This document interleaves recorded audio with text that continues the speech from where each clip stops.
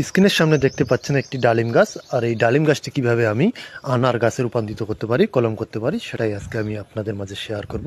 প্রথমে ডালিম গাছটি 8 থেকে 10 ইঞ্চি পরিমাণ রেখে পুরো গাছটি কেটে দিব। আমরা আগে থেকেই উন্নত জাতের একটি সায়ন সংগ্রহ করে রাখবো।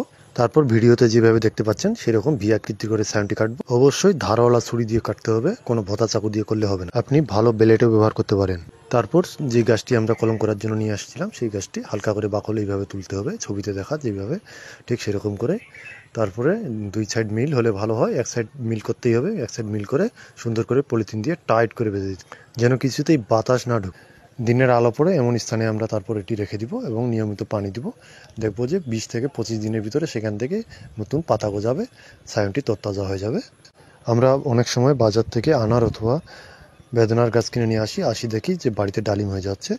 আমরা এইভাবে নিজে কলম করলে কখনোই এইটা হবে না।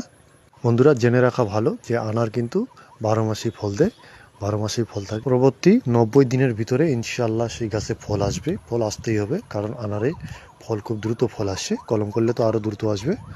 এরকম নিত্য নতুন ভিডিও পেতে প্রোফাইলটিকে ফলো দিয়ে রাখুন, কারণ আমি উদ্ভিদ ও কলম বিষয়ের উপরেই বিভিন্ন ধরনের পোস্ট করে থাকি। ধন্যবাদ সবাইকে।